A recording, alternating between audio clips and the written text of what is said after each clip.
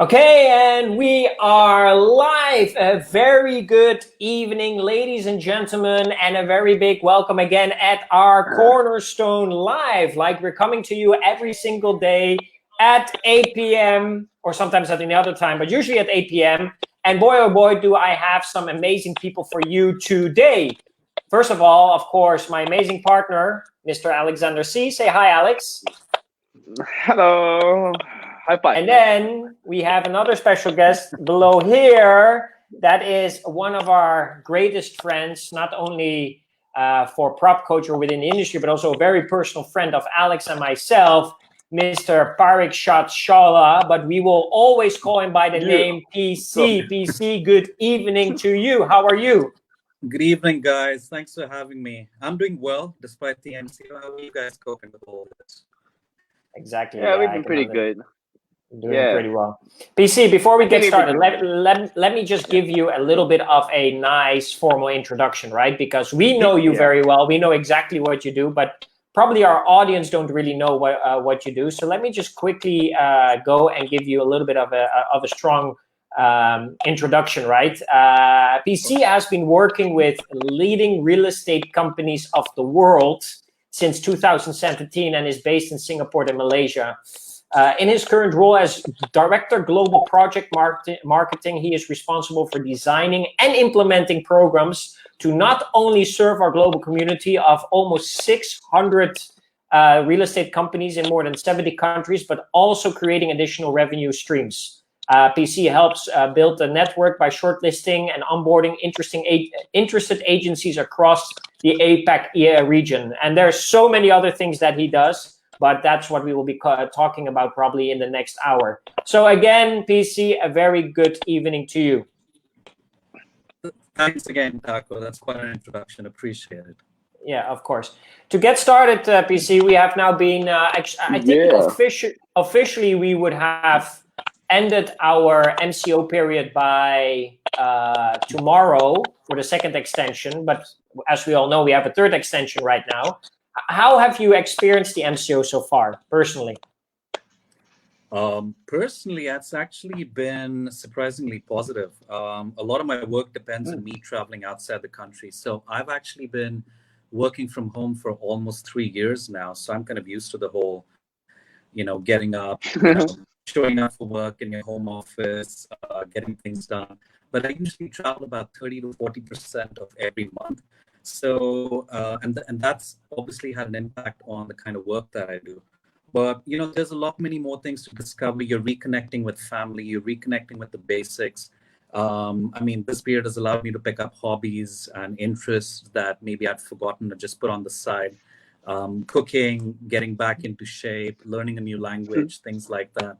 And yeah, just really in touch with you guys. And then And then we discovered you can do happy hours on Zoom these days. Who would have thought? Yeah. True that. Not. Yeah. So, what is the cooking is the one hobby that you picked up, or is there any other hobby you picked up? Sorry, Taco, your voice was sort of wobbling like this. Sorry, I said so. It's cooking that you picked up, or is there anything else that you picked up? Because I kind of heard in the within the thin walls that you are now a professionally trampoline jumper. Oh, absolutely. Yeah, when I'm better and you guys come out to my place for a drink, I'll do my cannonball for you guys. No, man. We just trying to do different things, reading with the kids, surprisingly watching less TV, reading some more books, just trying to pick up some good habits along the way. My sleep patterns are still a mess as always, but otherwise, while I can't wait for this period to end, I'm also appreciating all the positivity surrounding the MCO as well. I know it's not the same for everyone, but I can just tell you my side of the story. Yeah, very good. Very good. PC, we're gonna talk about some serious stuff here tonight, right? We're talking about the global real estate market. We're going to talk about real estate agencies all across the world.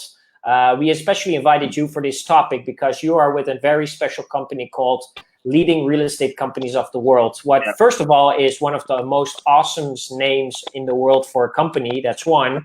But the second thing is, maybe it's interesting to know that you guys are very well connected with developers, agencies all across the world, like a really big number. Could you explain to our audience a little bit, what is it exactly that Leading RE, as it is short for Leading Real Estate Companies of the World, actually does? And where do you come in Leading RE? Sure, and I'll try and keep this short because I could talk about this all night. So Leading RE, in a nutshell, is a network of independently owned real estate agencies and brokerages. When I say independent, it means that we don't work with companies that might be franchises, but we do work with like independently owned companies. So we actually have a footprint of close to about 600 companies spread across 70 countries right now.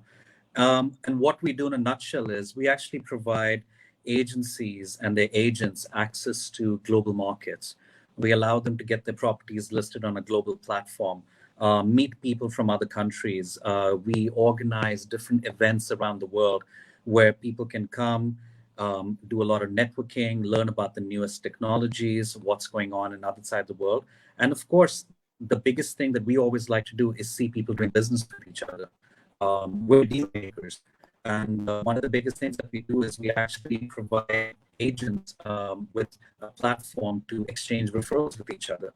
So I think on last count, we probably do more than 40,000 referrals a year. And we have a closure rate close to about 60%. So which is probably amongst the best in the industry. So and we're talking about across the world. We're primarily located in the US, but over the last 6 to 7 years, we've had a massive impact outside the US as well. Now, what do I do in a nutshell is on the agency and the brokerage side, my primary responsibility used to be recruiting new agencies, identifying new agencies and bringing them to the network. So I still do a bit of that, but what I've started doing in the course of the last 6 months is I work with developers looking to market overseas. And so especially working with developers across key markets in Asia. It could be developers from Malaysia, Singapore, Thailand, Japan, and so on. In EMEA, it could be Dubai, the UK, and so on and so on. Any country that has global appeal. And I look at ways in which they could use Leading RE as a platform to getting their projects out to companies across the world. So yeah, in a nutshell, that's what I do. I could explain it a lot further, but maybe we should talk about it later on. Interesting. Yeah, really nice. So we're moving forward on that, right? So the great thing about Leading RE, as I also got to know it over the last, basically since that we met, right, that you guys have a really good global view of what is happening around the world in real estate markets, the real estate agency business, they're always involving real estate agency business. What is quite interesting, that has been evolving over the past few years. But maybe let's look a little bit deeper into the current times, right? The times now in the COVID-19 times, MCOs, lockdowns, things like that, right? Just on a macro level, right? I think we can all agree that the real estate is under pressure. There's no exception, right? What is there that you can share with us, based on what you have been learning, hearing, across the world, based on what is happening in the real estate? I think you summed it up perfectly. I think transactions are, down globally right now. Everybody's suffered, decreased transactions in their business, irrespective of where they are. There might be some exceptions, like, for example, we have a member company in New Zealand that experienced a spike in transactions, but then it came down to a lot of people, trying to really rush the lockdown or potential lockdown and close transactions as soon as possible. Everybody's sort of suffering right now, but we're also hearing a lot of positive feedback from the agents that we work with, from the companies that we work with. A lot of them, of course, are suffering financially, but I think a lot of them are also looking at ways to sort of navigate this downturn and then come out on top once the rebound actually starts happening. So, the kind of, like, if you want me to share some good stuff with you, I think one of the things that we're looking at, especially with a lot of realtors in the US and some other countries taking the lead, is that I think people are really starting to go out and brand themselves. I think sometimes agencies, especially in Asia Pac, without prejudice, and even developers, they sometimes forget that you need to keep yourself visible and prominent even during the bad times. Your brand needs to stay prominent. You need to keep investing in marketing. Your logo needs to be visible. You need to be seen as an authority figure. So, we have agents doing the Instagram live, Facebook live videos, putting ads up, putting some knowledge on their markets, putting some, articles on how people can benefit from aid that the government is providing to their businesses. So it doesn't even have to be real estate related, but it just means that you're out there, you're seen as somebody who's not just there to close a transaction, but you're actually out there as part of your community, helping everybody out. I think that's one of the things that I've seen that's really made a difference. Otherwise, what's happening, interesting trends around the world, commercial is down in a big way. And I know we talk about the residential markets a lot, but I think the commercial markets are going to be affected the most over the next few months. People aren't going to go watch movies. They aren't going to the malls anymore. They're not congregating anywhere. So everything's affected. Events, conferences, hotel occupancy rates, are down into the single digits in some places, to the point where, I don't know if you guys heard this, but the Hilton in KL was actually giving out deals where you could recover from the COVID and, take a little break over there for nothing. I don't know what the price was, but the ticket price was like I think commercial is going to have to be reassessed once everybody comes out. And one of the potential winners that I see coming out of this is just my personal prediction, is co-working.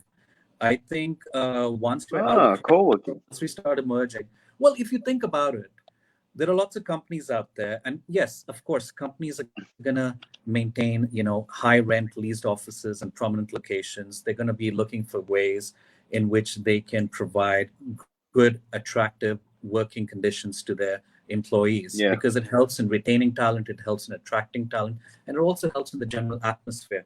But what this whole thing has done, actually, I think for a lot of organizations, I think they've been very pleasantly surprised as to how effective work from home or remote working actually can be. I think the biggest fear for a lot of managers has always been, we've got the technology, we can talk to employees, we can WhatsApp them whenever we want, we can create different groups, but how do we monitor their performance? How do we keep them at their desks? How do we make sure that they're making 100 calls a day? How do we know that they're out there closing? But I think what they've realized is if you've got the right employees, if you've got the right mindset, if you've got the right communication, people can actually be more productive working remotely now. And then rather than get into, say, expensive office contracts, a lot of employees might just provide, say, here's a little WeWork annual contract fee or a Regis annual contract. Go work in a Regis or any other shared office or a common ground closest to your home location if you need to attend a meeting. Otherwise, work from home and let us know how you're doing, and maybe check into the office when you come in. Those are a couple of things. Then I don't know, I maybe like talking about technology. I think another thing that this is helping accelerate in a weird way, it's helping accelerate the need for tools that agents, developers, and other companies involved in the whole real estate chain can actually use towards document signing, escrow accounts, payments, title, insurance. And if you look at, like, say, some countries that have taken the lead on this, Dubai, they put everything on the blockchain. They're digitizing everything right now. Blockchain, Yeah, it kind of makes sense. And I know blockchain has been sort of like talked about in different circles for the last few years. A lot of people think blockchain, they think Bitcoin, but it's actually different. So you're talking about currencies versus the actual underlying technology. And I don't understand all of it, but I like to see the basics. But I do think that whether it's blockchain, whether it's other technology, that it has a prominent future in whatever we do. Even if you don't look at documentation, I think even companies in Malaysia now are starting to use virtual tours a lot. And not just developers. For developers, it's easy. You've got 3D, you've got pre-visualizations, you've got these really attractive platforms where you can just plonk your drawing. People can go, hey, I want an apartment on the 29th floor facing east, 3-bedroom layouts, so you could just go there, get your pricing, everything done. But doing virtual tours for like property that already exists had been a bit of a headache now. But now they got Matterport cameras, Some companies I heard are also starting to experiment with drones in the future to potentially do this. And then virtual reality is coming up in a big way, possibly more so. But yeah, those are like broad level, some of the main things that I've been noticing. And, we could talk about other things as well, as we always do when we're together. Yeah. Definitely. Wow, you gave a lot of points right there, PC. So it's like, whoa. But I think the first one that caught my mind, or that caught my attention, was basically the co-working spaces, right? And I think in my own mind, I can kind of see why, co-working spaces might work, but as I look at the commercial industry, like commercial side of real estate, right? You got businesses, you got multinationals and all that, right? But I'm just thinking now, like, with this current economic conditions, like, don't you think that, like, who would go into co-working spaces then? Who do you see going to co-working spaces? Like, years ago, before I got into real estate, I used to work as a business consultant for different like IT companies. So I worked with Infosys and a few other companies, very prominent in India and so on, before I moved overseas. Yeah. And I think these guys were ahead of the curve. They already realized that, you can do work remotely. So what they did a long time ago is they had their, say, headquarters in a certain part of the city. Now, because traffic was insane in the city that I lived, and I'll give you an example, the city of Bangalore. I don't know if you've heard of it, but it's the IT. Yes, you've heard of Bangalore. Traffic is insane. Going to this place called Electronic City, which basically housed all these big giants, American Express, Accenture, Infosys, you name it. So what they did was they had their headquarters over there, but they took out contracts. And this was before co-working actually became co-working. It was just like little contracts with tiny office spaces around the city that allowed employees to actually go and work at the office closest to their location and not have to come to HQ unless they really needed to be there. Say, unless a client was coming in and he needed to give this kick-ass presentation in person, it was really important to be seen. Otherwise, all of this could be done at different. So I think any other companies that, say, have multiple offices or the need for having a presence across different cities or maybe across different parts of the city could actually use co-working very effectively. Especially, say, say, for example, if, say, you guys have your own company, you guys do prop coach, right? Let's say tomorrow you guys expanded, but maybe you hired somebody working on the other side of the city who was unable to come and meet you guys on a daily basis, right? So what do? Maybe as part of the whole employment thing, offer him or her a 1-year contract at one of the co-working spaces and say, hey, we're giving you a comfortable place to sit in where you have a high-speed internet connection, you've got a cafeteria to yourself. And when there's a need to connect for all of us to be in the same space, we'll definitely be there. Otherwise, you're just looking to give your employees access to some good technology, a comfortable work environment, and hopefully something that doesn't take too long to get to. I'm telling you, one of the things that people are going to get used to now is just having to come down in whatever state they're in after they wake up, after they have their coffee, and just start working on the laptops. It's going to be hard to get into your car, drive for like an hour, listening to the radio, cross the toll, worry about your touch and go, get petrol, whatever, and then get back into it. And then you realize when you come back home at 8, you're like, oh, wow, I just spent 3 hours on the road today. And that happens with a lot of us. And if it rains, it gets even more messed up. So I'm just saying it's worse. Yeah, it's one of those things that I think should work, and maybe this accelerates the need for this. And then for investors, I can think about co-working as a very attractive investment option down the line. However, that's my personal point of view. So let's see. No, that's cool. That's cool. Thank you for that, PC. But on a related note, right, just a quick survey for everybody as well, right? This is something for us to think about into the future a little bit, right? But now we're looking at work. Because now we're doing all these, like lives and Zoom meetings and all that. Let's say once this MCO is lifted, would you go back to face-to-face meetings, or would you leverage more on Zoom calls? That's a big question, man. Think about it. It's a good question, and my answer would be I'd like to get back into face-to-face meetings a lot, because I think the kind of work that I do, and I think a lot of other professionals do, I think while Zoom, FaceTime, Skype, what have you, Microsoft Teams, they're all fantastic tools. I think there's just something about especially say Face-to-face. when I'm in the B2B space. So it's very important for me to connect with somebody, understand not only what they do on the surface, but also talk to people in the organization, get a feel for how they run their companies and so on, what their offices are like.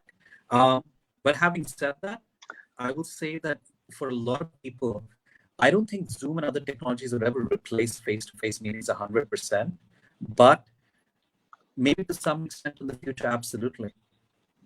Yeah. Just by talking to you about it, and I think this is related to real estate too, like for people who are watching, right? Because I see two ways now, right? Like what as you shared that, you made it clear to me that when it comes to prospecting, when you're meeting new people, you're forming relationships with people, then that face-to-face, you can never beat that face-to-face. And I think in real estate, down at a personal level, that's what's gonna matter, all the time, right? But I think the other part now is like what happens after you've built that relationship, or so this could be, let's say you're doing a follow-up call, right? Or let's say that's on an individual level. But if you're running an organization, let's say you've got a team already, right? Would you still meet like face-to-face, get everybody at the same time, the same office, or would you just get in a Zoom meeting and allow people to work remotely and then do their own thing, right? So that's a big interesting to think about. I think that's a really good. No, I think that's a really good question, and I think it all depends on the kind of worker, the kind of manager, the kind of team player you are. If you are, say, more tactile and you appreciate human contact, you value relationships at work, you enjoy meeting people socially, and so on, then I think part of the trust and confidence of working as a team, you need to see people in person. And if you're a boss, maybe it becomes even more important. However, and this is like the big corollary, there are people out there operating businesses where they don't meet their employees for maybe like a month at a go. Maybe they just do like a check-in once in a while. And they're equally effective. I think it all comes down to it has to be driven from the top, just like anything else in management. If your boss, if the owner of the company or the directors or senior management, if they feel that this is a good idea, then they can try it out in dribs and drabs, and if it works, they can drill it down as an essential part of the business till it becomes part of your company culture. If it's not part of your company culture, if it's just something that, I'm just experimenting with it, or this is rubbish, I'm never going to use it again, then it's never going to work. But it can work if it's done effectively, I think. Yeah. So just for our audience to understand, PC, right? Because you're talking about virtual meetings and meetings on the ground, right? Face-to-face, your company asks you to travel quite a bit. Could you maybe explain to the audience how many days of the year are you actually on the road traveling? That's a dangerous question. I think over the last couple of years, I probably averaged at least 120, 150 days overseas every year. And sometimes more, sometimes less. And also a lot of countries visited, sometimes the same country multiple times. But it's all part of the relationship building. And you know what, actually coming back to Alex, what she was saying is, I found that once you actually established an initial relationship, and sorry, Taco, I'm just jumping off track over. Go. But I think once you've established a relationship in person, and I'll give you an example.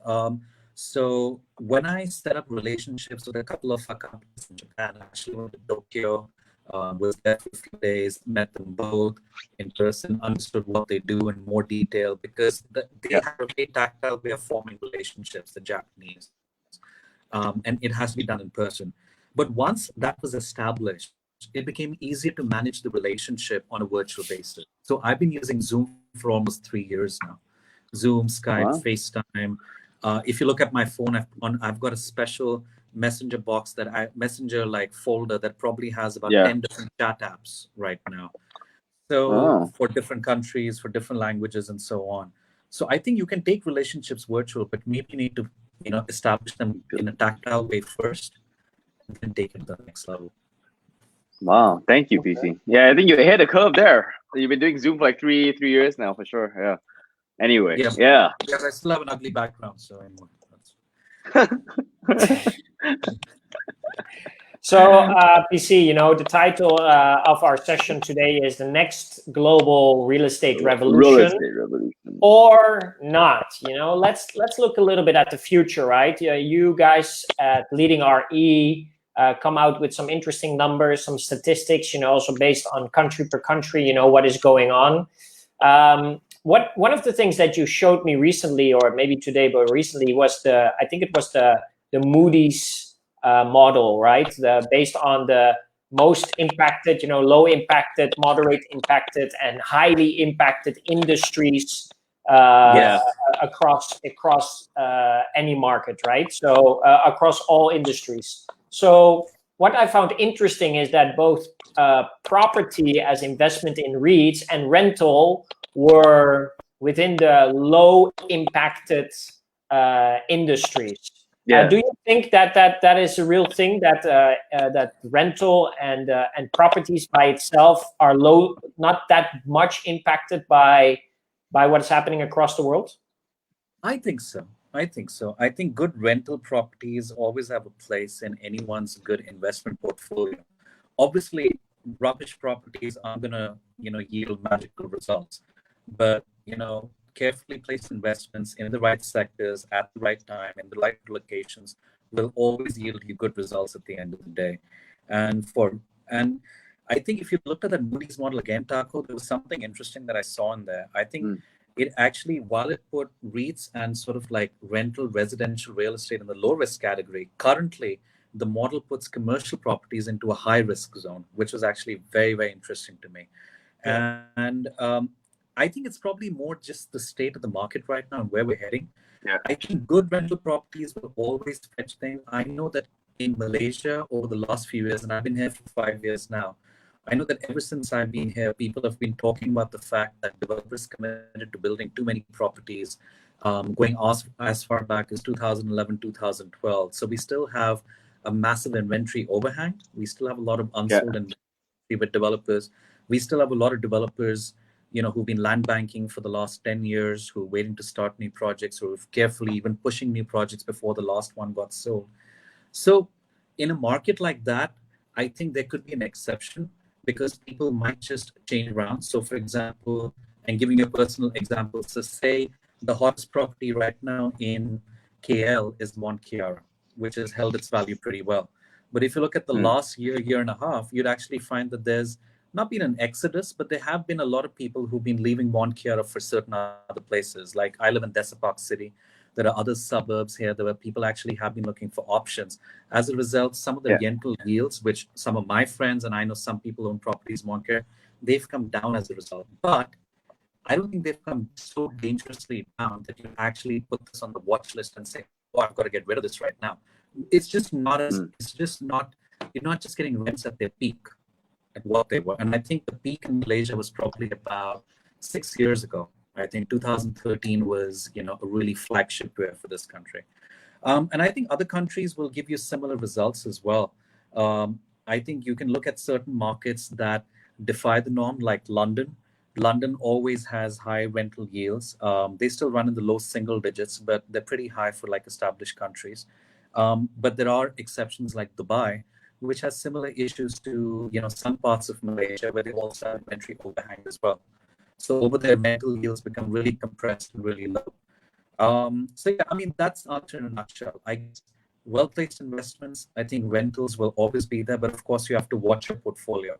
And I think any good REIT manager, any good portfolio manager knows when to exit an opportunity and then move on to something else as well. You can't just stick with something for 20 years expecting the same deals. I think Asian countries are different in that way from some Western markets because older properties, you could be buying a 100-year-old property in, say, London or some other parts of Europe, which you'd be getting massive rentals off them. But in Asia, a property ages, say, 30 years, you know, unless it's in a really, really prominent part of town, you know, people move on to the next big thing. Yeah. Very good. Very good. PC, got a question.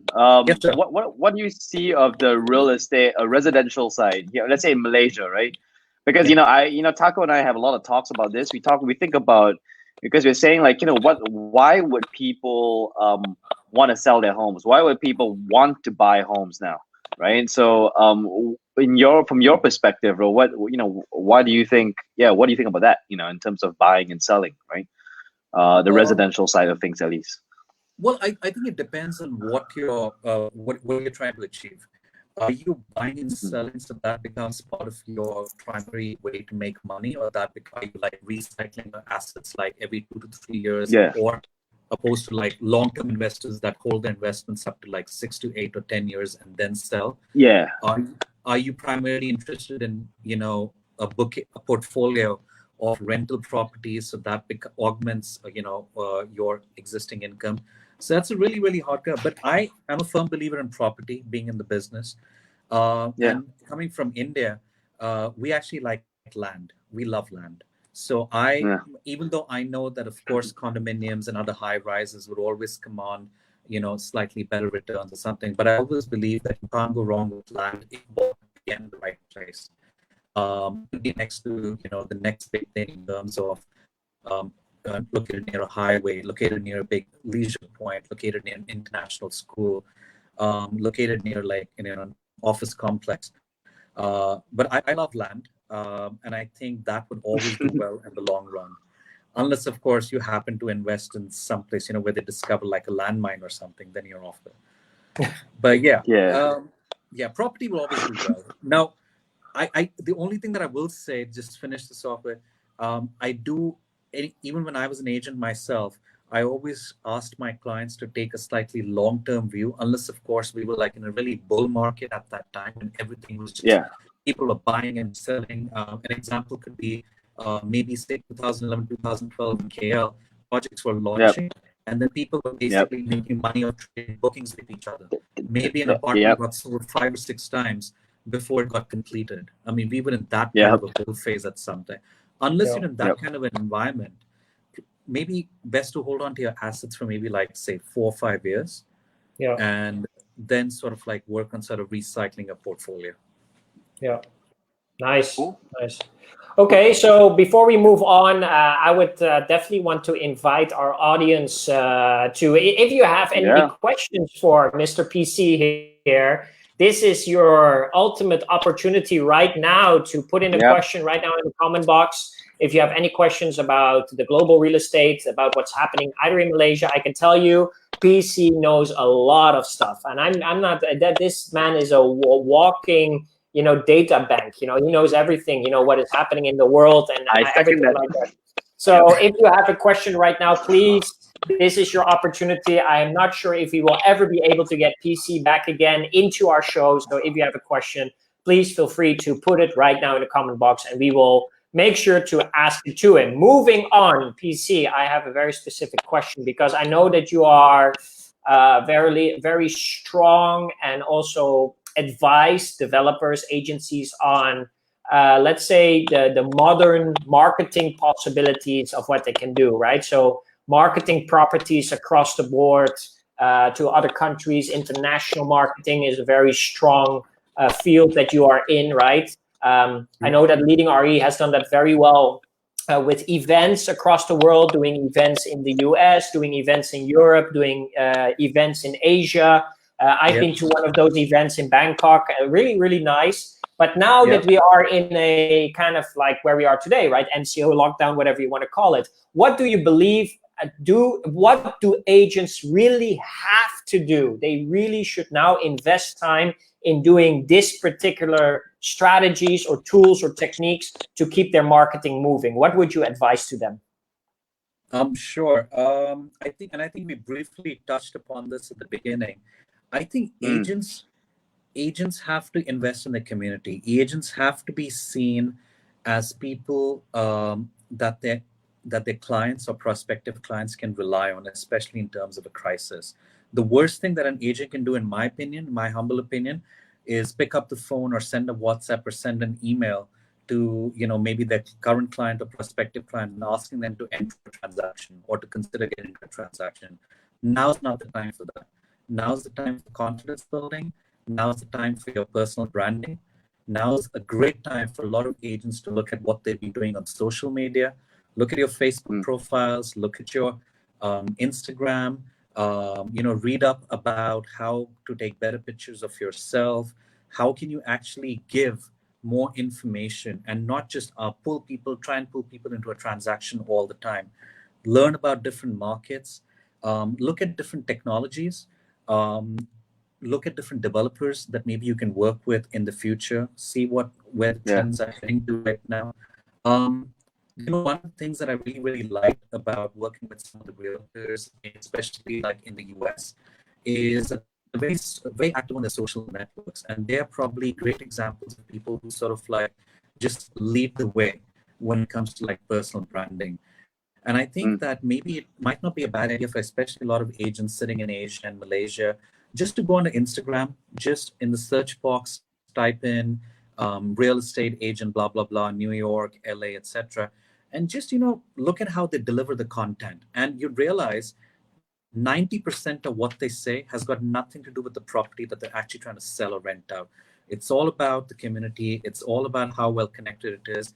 At this time, maybe it's all about giving back. It's about how involved they are in good causes. Now, I'm not saying that you shouldn't volunteer for social causes. You should always do that. You shouldn't do it just to appear good on social media. But if you are doing it, never a bad time to talk about it, or maybe something that your company is doing. People like to work with good people. And when this whole thing is over, I think a lot of clients are going to reach out or continue to stay in touch with the agents that provided them, like good information during this time, that stayed in touch with them, maybe remembered their birthdays or their anniversaries. And again, with no strings attached. It doesn't hurt to pick up the phone. And I think that's one thing, just going back, that's one thing I actually really miss sometimes. I think sending a message is so easy these days. I miss the art of the phone call. I actually don't mind getting a phone call from somebody, even if it's just a 2-minute conversation sometimes. It's nice to just hear from someone saying, hey, how's it going? Or, hey, you know what, it's a bad time. It's a crap time to be having a birthday or anniversary. And, hopefully we'll celebrate once we're out of this, or something like that. Yeah. Just stay in touch with your clients, touch base with them, offer to help out. You just never know. So if your clients see you as somebody who's reliable, somebody who's well-informed, someone who not just looks good, but also knows what they're talking about, I think they'll be more likely to do transactions with you in the future, or pass the lead on to you, when the market rebounds. Yeah. PC, like based on your network, right? Can we, what are some of the other agencies around the world, doing, right? Are they? I mean, because we all know that we need to focus on the building the relationship, right? That's really what we're gonna do now, and then going online, But is there anything out of the ordinary? Are any agencies around the world like maybe doing anything out of the ordinary? From your perspective, have you heard of anything? How are the agencies doing? Well, yeah, there are different agencies doing different things right now. And I think maybe to start with something that can be looked at from a negative to a positive, I think this is more from an organizational point of view. I can't name any names, but we have some examples of certain agencies that are under tremendous financial pressure right now. They have huge recurring costs, and right now there's no income coming in.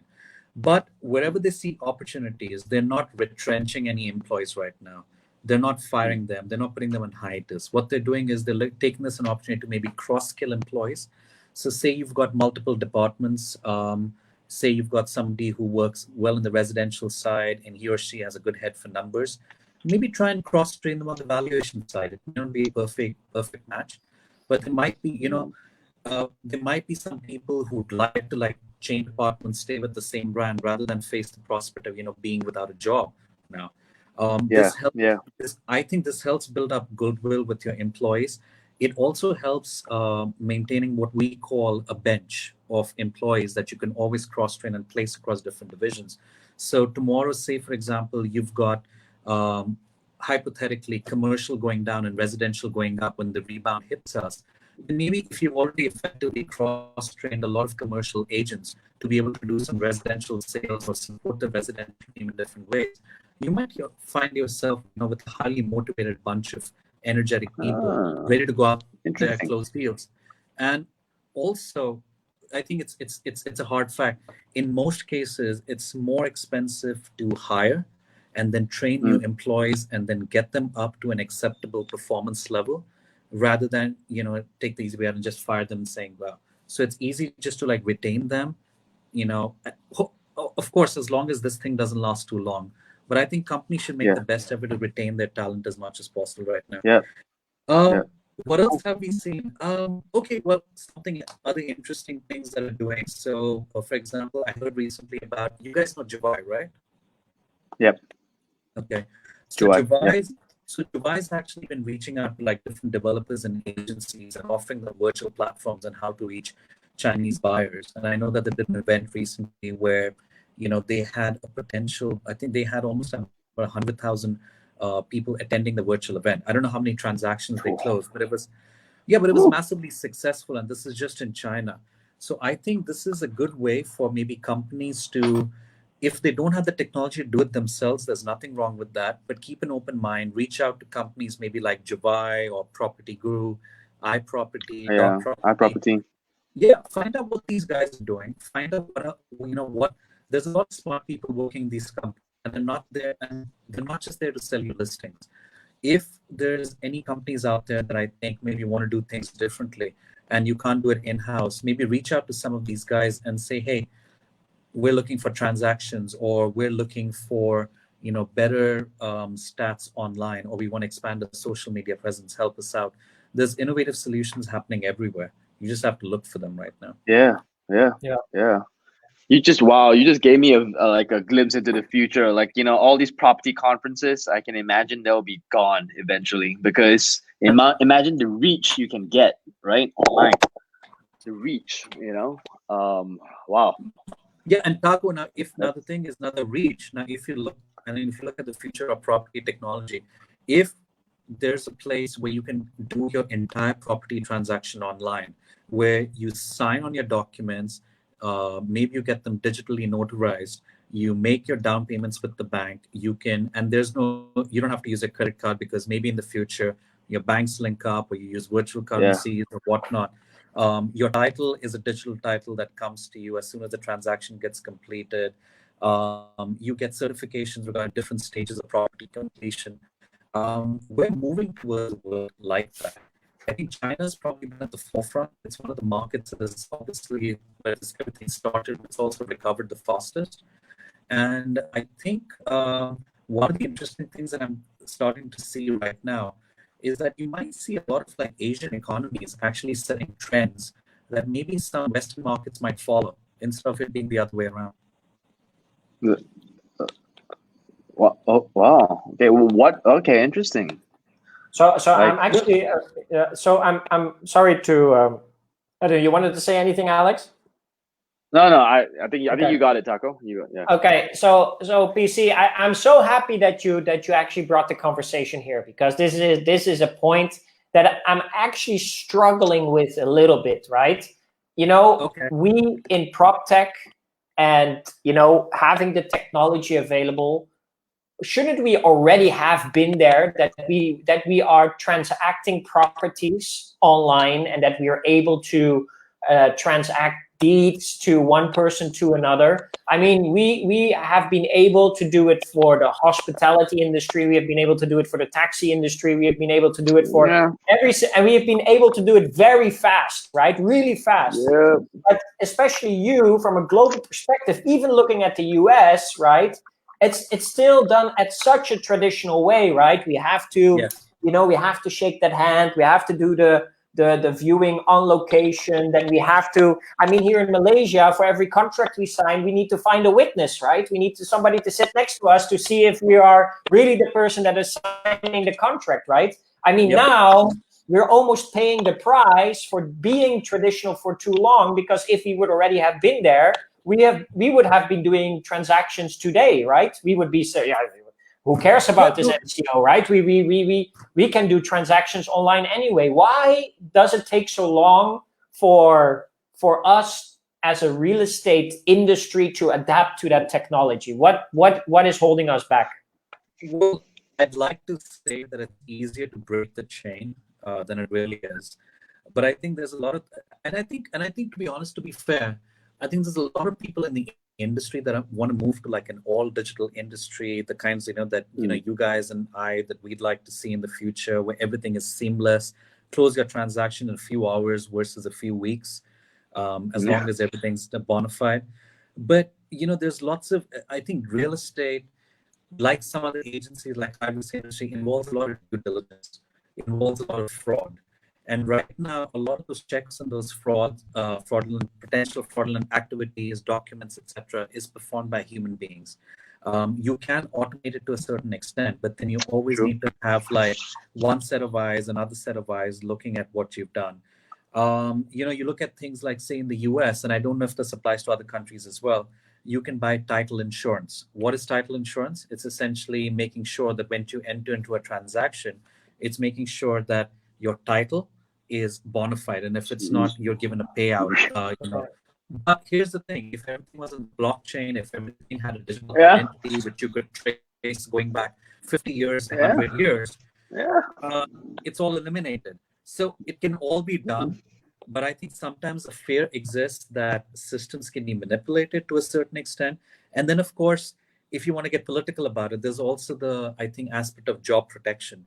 Because for every aspect of technology that you introduce to improve the value chain and make it more efficient, you are eliminating a certain point of human contact, if you get my drift, So, so for example, how easy it is, for example, even if you don't look at developers and agencies.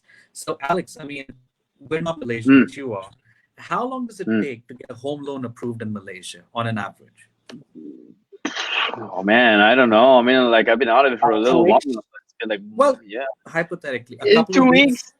2 weeks. And now the thing is, if you submitted all your documents, or maybe you have your institution submit, your bank report to you, your credit report should be entirely automated.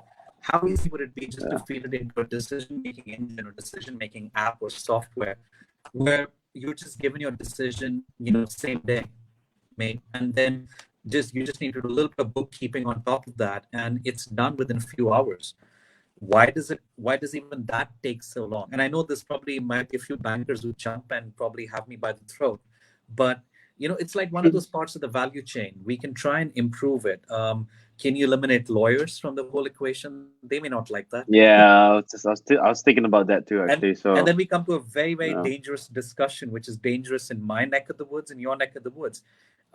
Is there a future for agencies? Is there a future for brokerages? If a buyer can just link up directly with the developer each and every time, why not just go there? And I think the answer for me, even though I love all digital, is because I look on agents and certain other intermediaries as repositories of knowledge. When I work with an agent, whether it's for a rental or a sale, I expect him or her to be better informed than I am, to tell me things that I don't know about the neighborhood that I'm buying a property in, or tell me something that will either change or really, really, make my decision concrete, so to speak. I don't know, Taku, if that answers your question, but it does answer that question, but it raises like 17 other questions at the same time, because because it's right what you say, ethical, protection of fraud, and job protection, right? But for every issue is another solution, of course. I'm just thinking at the current time where we are in the MCO, that we are in the lockdown, right? The big issue right now, and we had a good speaker about a week ago, Dr. Gerard Coe, and what he says the only difference that we have right now within our business is that the physical appearance is just not there. All the rest is the same. Yeah. But so he's right. The physical appearance is not there, but so many parts of our business needs the physical appearance. It's not like a hairdresser, right? A hairdresser really needs the physical appearance. It's so difficult to do a haircut on a Zoom, right? But we as agents should be able to do our presentations online. We should be able to set up amazing webinars that once people are interested, that through a few pushes on the button, we can find out how much loan we can get. We can find out, PC, we put a person on the moon 50 years ago. Yeah. 50 years More ago. than that, I think. And today it still takes us 2 weeks to get a loan application. Why is that happening in the world? I can't answer that question completely. I think there are some countries, there are some companies, there are some individuals, really smart people around the world that actually want to make a push towards all digital. And it's not just the real estate industry, it's the banking industry, it's, law, anything. There's always a bit of resistance from the traditionalists, either because they want to protect what they have or they don't trust what's new and what's out there. I think it's a matter of time, to be honest with you. I think we're in 2020 right now. Give it 10 years, flying cars, everything else. I think we probably see like more digital stuff. Just going on this, there was an interesting thing that I came across recently. You know how we hear about people investing in certain countries like Portugal for golden visas or other countries with citizenship programs. So have you guys heard of a country called Estonia? Yeah, Estonia. Yeah. So Estonia, you can actually get a digital residency. Oh. They put everything on the blockchain. They went a step further than Dubai. You can actually become a tax resident of Estonia, which is located in the EU, and actually operate a business from there, maybe buy properties, etc. You can't get citizenship. But I'm just saying, and that's something that can be done in a matter of days. So even something like that, now we're talking about getting residency or opening companies and doing that in a different country, a process that sometimes takes months, maybe even years to come. Yeah. We're talking about being reduced to a matter of days. And we're not even talking about company level bureaucracy. We're talking about country level bureaucracy being eliminated. So anything's possible, guys. Yeah. It's just a matter of, the right people getting together and the right ecosystem and propelling this forward. I'm all for it. And hopefully, I'm sure we'll see, if not all around the world, in many major countries in the next few years. I'm pretty confident. And I don't think Malaysia's that far behind, And I love to say this. I've been in Malaysia for 5 years. And I say this without allegiance to anyone. A lot of people give Malaysia a lot of flack for lagging behind the times. But I actually believe that there's a lot of good stuff happening in this country. I think sometimes you have to a little bit harder to find it, but I don't think we're that far behind many other developed economies. We just have to get a few policies right, and we're there. Yeah. Very nice. Yeah. Spoken like the true optimist. Yeah. I love it, good, right? PC, I love it. Yeah. He's one big optimist. That's a good thing, right? I love it. These days it only takes an average of 9 months to get your MM2H. So that's within a year, right? That's pretty good. Yeah, and if you automate that, if you clear the due diligence, you clear the checks and balances required to do that. And there's actually a reason why MM2H is such a fantastic program, but the rate of adoption is so low. You're only looking at a few hundred or maybe 1,000 odd applications being processed every year. Maybe I'm wrong, but they could probably work on accelerating that. And then we can talk about residency and other things, but that's a government thing, so I won't go there. Yeah. Right now. So we're coming close to an end, but I also actually like that you went to that direction. So Alex, I hope you don't mind that I ask one more question, right? What do you believe, PC, Malaysia should be doing specifically to attract more foreign property investors? Because you say, actually Malaysia is doing pretty well. I mean, you and I are technically, or we are foreigners, right? We are expats in Malaysia. There's a lot of interesting properties, a lot of interesting things here. But what can we do to show the world, hey, Malaysia's super cool. Come here, buy a house. I'm glad you asked that question because it's something that I used to do quite often, something I also struggled with a few times. Because whenever you talk about Singapore, I think fair or unfair comparisons are always made with other markets such as Thailand and Singapore and Vietnam. And from one perspective, I get it. But also, I think each country should be weighed on its own merits. I think Malaysia's super fantastic place to be. The ringgit right now represents a very attractive buy. Represents a very attractive rate, especially for people earning in dollars to buy stuff over here. I think the property laws are very, very favorable. A few countries we can get a clear freehold title for foreigners. Yes, I know there are certain exceptions with certain minimum buys, but it's fairly generous. What could I think the country on the whole could be doing a little bit more in terms of reassuring foreigners that things aren't going to change all that quickly. Like I think in the last few years, even in the MM2H and even in the resident pass talent program, the policies changed a little bit, flip-flop here and there. So I think if they can solidify that, I think more investors would like to come over here. I think another thing which they maybe should do, and again, this involves a little bit of thinking at the top level, is maybe offer a path to permanent residency or citizenship down the line. Right now, they're done, and because it's pretty much the norm in every other major country out there, maybe barring some countries in the Middle East, but whether it's the UK, Australia, Canada, even Singapore.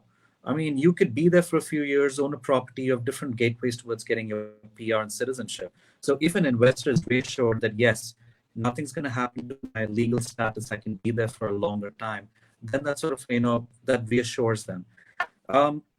Financially speaking, I think there's still a bit of an inventory overhang in certain parts of Malaysia, especially in JB.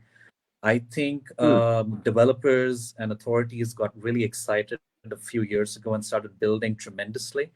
And I think the thing that they did wrong, they focused a lot of energy on two countries, one Singapore and one was named China. And yes, there were a lot of buyers, a lot of investors that came from there, but I don't think enough attention was paid to other countries as well. Living in places like Desa Park, I can tell you, we've got like expats who love being here from Korea, from Japan, from Indonesia, from India, from the UK, parts of Europe, Australia as well. I think more effort should be made to woo investors in those countries as well. And I know some developers and agencies do it on their own, but I think what the government should do, and they did this a few years ago, they had like an Invest in Malaysia, like advertising campaign. Malaysia tourism was very big. And I think it goes back to a point about being visible, even make yourself branded, even when the chips are down. So I think the government could also help out in some ways in there to like boost like the investment sentiment in Malaysia. Yeah. Otherwise, I guess, Taku, you and I have been here for a long time. The laws are pretty favorable. The grocery stores are awesome. We can get access to any kind of food that we want. The people are super, super friendly, except Alex. He's horrible. Yeah, that's true. Yeah, you always have that exception. And it's a good place to raise a family. My wife and our two kids have been here for a few years now, so we love this place. And chips it down, but I'm positive about Malaysia. Yeah, wonderful.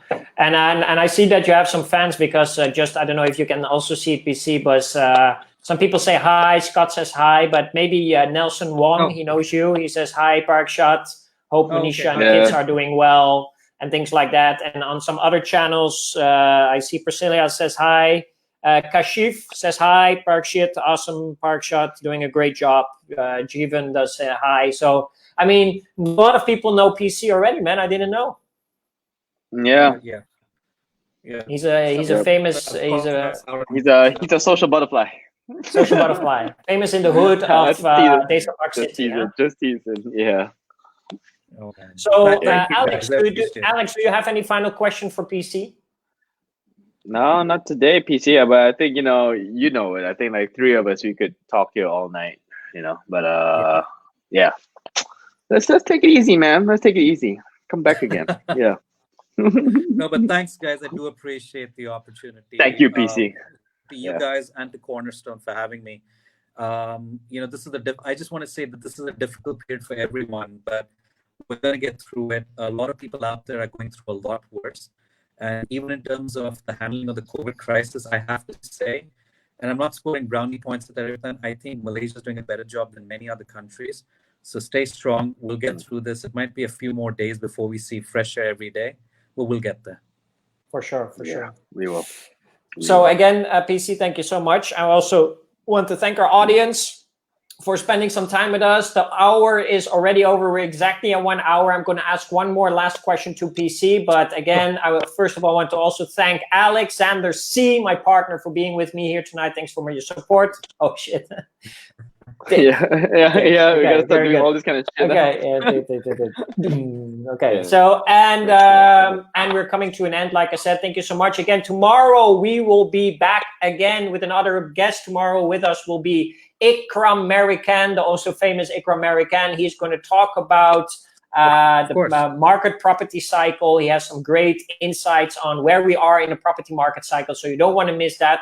PC, I have one final question for you. This is a question we ask every single guest at the end. Imagine this: Alex and I are going to put all our savings together, and we're going to give you some. We're going to give you some exposure by renting a billboard on one of the busiest highways on Malaysia. Right? What message would PC put on a billboard for all Malaysians? I'm here for you. I'm here for you. That's it.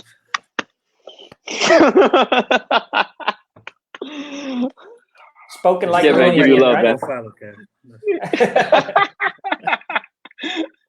Okay, Thanks, PC. man. Thank you PC. so much. Have a great guys. evening, everybody, and we will see you again tomorrow. Thanks, PC. Good night, everybody. Thank you. Cheers. Thank you. Bye-bye.